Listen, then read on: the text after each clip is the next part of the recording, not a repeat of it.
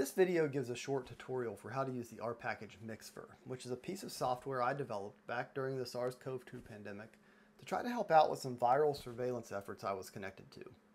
Now, at the time, we were sequencing the genomes of viral samples from COVID patients to try to understand the different viral lineages or variants, think Alpha, Delta, Omicron, that were circulating in a community.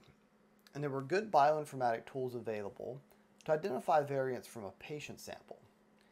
But in an attempt to increase the efficiency of how we do viral surveillance, there was a lot of interest trying to use samples from environmental sources instead of from individual patients.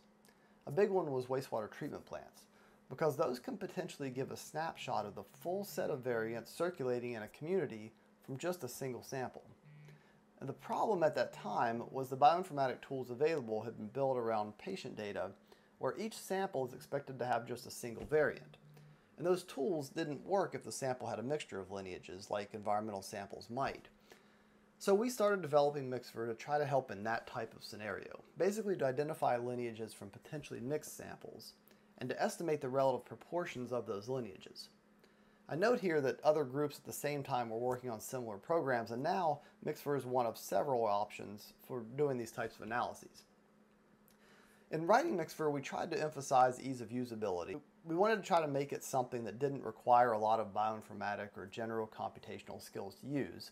We wanted it to work across platforms. I tend to work on Mac or Linux machines, but we expected a number of potential users might be in positions where they only have ready access to Windows-based systems, so we wanted to cover all those bases.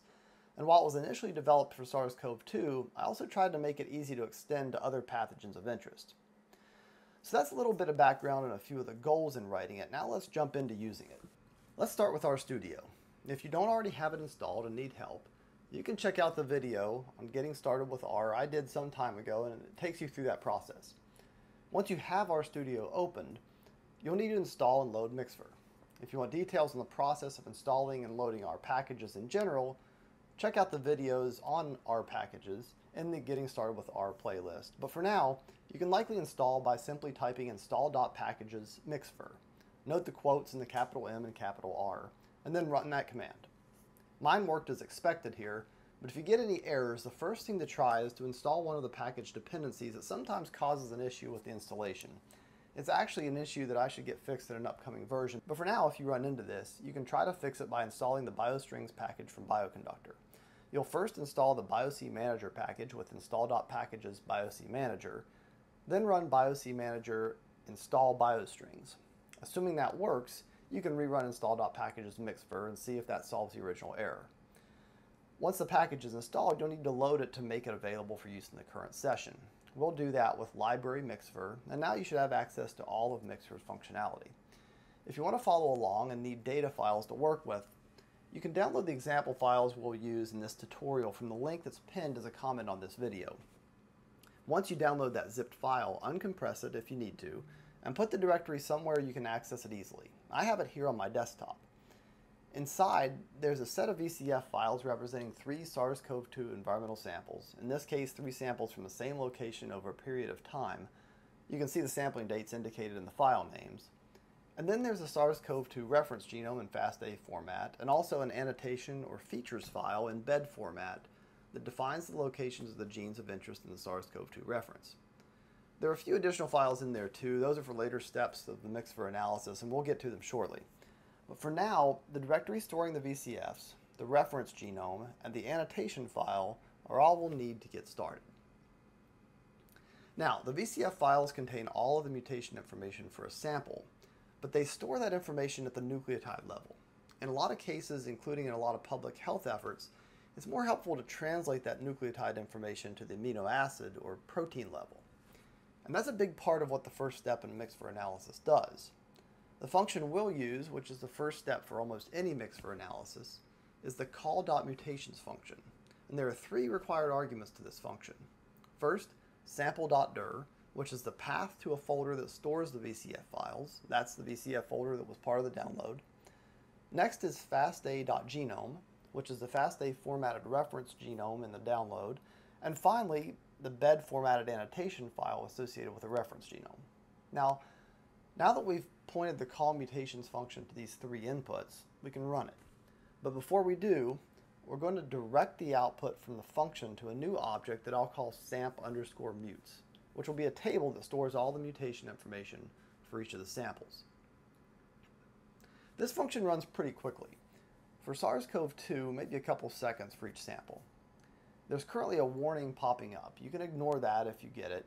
It's something that I'll get addressed in the next release, but once the run is complete, we should have that samp_mutes object in our environment, and we see that in the top right window here.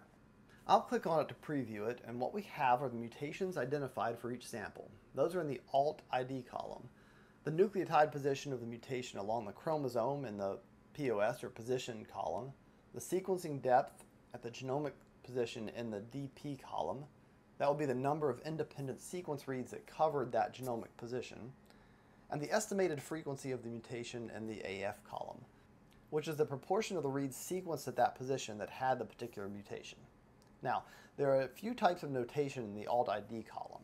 For any mutations that result in an amino acid change, often referred to as non-synonymous mutations, the alt ID reflects the gene name, the position of the affected amino acid along the gene, and the specific amino acid change. For example, if we look at line 11 here, amino acid number 1001 of the ORF1A gene changed from a threonine to an isoleucine. We can see from the position column on the same row that this happened as a result of the nucleotide change at position 3267 of the chromosome. Just above that on row 10, we see a mutation at nucleotide position 3037 of the chromosome that didn't result in an amino acid change. In other words, a synonymous or silent mutation. And so we indicate that with the specific nucleotide change in the alt ID column. Here, a C replaced by a T, which is present in approximately 99.8% of the reads. Likewise, insertions and deletions are indicated with INS or DEL notation. We see some examples of those here at line 61 and 62, and an F is added to the notation if the indel results in a frame shift. More details on the mutation notation are available in the vignette distributed with the package. At this point, all we've really done is use the genome and associated annotation information to translate any of the mutations in a sample VCF to their amino acid level variation. Next, we'll combine that information with independent information on mutations known to characterize specific variants to interpret what lineages might be present in the samples. We have two functions we'll work with to do this: explore_mutations and estimate_lineages. You can use one or the other or both, and the biggest difference in them is really in the format of the output they provide. Let's start first with the explore mutations function. We could run this by pointing it to nothing more than our samp_mutes object as the mutes.df argument, and this would basically return the same table we were looking at before, just in a more interactive and searchable format. I'm not going to do that here because when this function really becomes most useful is when we point it to additional information. Specifically, here we're going to provide the lineage.mutes argument as a comma-separated text file that defines the mutations associated with each lineage we're interested in evaluating. I usually create these files in Excel based on information from the outbreak.info website, where the default is, I think, to list mutations observed in at least 75% of the sequences assigned to the target lineage in their database. If you have other good places to get this type of information, feel free to share those in the comments. As of version 3.5 of Mixver, you can include an optional sublineages column in this file too. There are files in the example download folder with and without that extra column. I'm going to use the one with the sublineages here, and it looks like this. The first three columns here are all that's required, and the next three just provide additional information for Mixver to consider, including the sublineage information. A second optional file I'm going to include here is one that can be useful if you have samples taken from one or more locations at multiple time points. This is a pretty simple comma-separated file that has just a few columns in it providing information like the sample location and the specific dates. And again, I usually create this in Excel and save it as a CSV file. Here's what our example file looks like. But you can put it together in anything that will create a plain text CSV file. And of course, details on creating these files are in the package vignette. When I run this explore mutations function, a new interactive window opens that should allow you to explore the data. But I see there's an error reported here. I included this intentionally for a couple reasons. It's important that the sample names in the samp_mutes data frame match those in the optional input files exactly. Here we see the name format in the samp_mutes data frame includes the sample name, an underscore, the date, and a .vcf.gz extension. But the sample names in the location dates file only have the part before the underscore.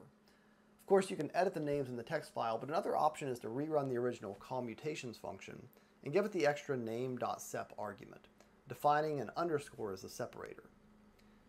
Now checking the updated SAMP_MUTES data frame, we see the sample names in the first column have been cleaned up, and now that they match the names in the text file, I'll rerun the explore mutations function and the original error has gone away. There are several tabs at the top, but the first one that's open is the lineages present tab, and is the default because it's often the one you're most interested in. The lineage mutes file that we provided, which defined the mutations associated with the lineages to be analyzed, had mutations for 4 lineages, B117, B16172, C37, and P1. As part of the analysis here, Mixver first filtered those mutations and only retained those that occurred in only one of the lineages. For example, the SD614G mutation is shared by nearly all lineages, and so since it appears in the mutation list for more than one of the lineages, it gets filtered out. This leaves the set of mutations that are most characteristic for each lineage for analysis, and the top plot here shows the proportion of these characteristic mutations present in the selected location. See the drop-down box in the top left for the different dates samples were obtained. By default, we use a threshold of 50%, which is indicated by the dashed red line, to indicate that a lineage is present in a sample. So any points above this line would suggest the lineage is present. To dig into that just a bit more, let's look at the sample collected on May 2nd, 2021. There are 2 points above the line associated with P1, the green line, and B117, the light blue line. I can hover over the point associated with the P1 lineage and a box pops up that tells us that after the filtering, there were 16 mutations from the list associated with the P1 lineage that were retained for the analysis, meaning based on the list, they were associated only with P1, and of those 62.5%, which works out to 10 of the 16, were observed in the sample. Now if we drop down to the stacked bar plot on the bottom, it provides estimates for the relative frequencies of each identified lineage, and we can see that in that May sample, the P1 lineage is estimated to occur at around 61% in the sample. Now in this case, it just so happens that the proportion of characteristic mutations observed and plotted in the top plot is similar to the estimated frequency. But it's important to point out that those two values are independent of each other. Basically, of the 10 P1 mutations that were observed in the sample, we look at the estimated frequency of each of those mutations, which was given as the AF value in the SAMP_MUTES table, and we average over those frequency values to estimate this overall proportion of the lineage in the sample. So in theory, we could observe 100% of the mutations for a given lineage and have a point at 1 on the top plot. But each of those mutations could be at very low frequency, say around 5% in the sample, and we would then estimate the lineage to occur at approximately 5% in that sample. You can also hover over the bars at the bottom to see additional info, including the identities of the characteristic mutations present and absent. The New Mutations tab allows you to filter for mutations that are observed only on or after a specified date. Notice that with the earliest date, which is the default here, all the mutations identified across all of the samples are listed. When I select a later date, those mutations are filtered, and if you check the summary at the bottom left, only 80 remain, which would be the mutations that didn't occur in either of the 2 earlier sampling dates. The Mutation Frequencies tab allows you to look at the estimated frequencies for one or more specific mutations over time. Here we're seeing the frequency decline over time for a deletion of amino acid number 144 in the S gene. Finally, the View Mutations tab is basically that SAMP_MUTES data frame, just presented in a more interactive way, where you can filter and search the results. And finally, the Estimate Lineages function works in a very similar way as the Explore Mutations function.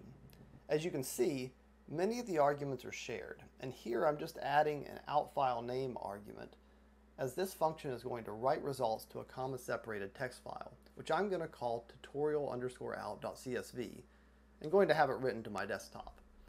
After running this function, I see that file on my desktop and I can open it in Excel or a similar program to view the results. This file basically provides a lot of the same information we were getting from the initial Lineages Present tab, such as the proportion of characteristic mutations present for each lineage evaluated, the estimated frequencies of the lineages identified as present, and the identities of the characteristic mutations that were present or absent in the sample. If you have more questions about Mixver, first check out the vignette that's distributed with the package. One place to get that is the Mixver page from CRAN. Note in most cases the vignette PDF is going to be more helpful than the file labeled in CRAN as the reference manual. And beyond that, feel free to utilize the MixVer users group or reach out directly to me. You can do that through the comments here or the Freedom Genomics website at www.freegenllc.com. Thanks for checking out this video. If you have other software packages you'd like to see tutorials for in this format, let me know. And either way, support this channel by subscribing, interacting with this, and any of the other videos here.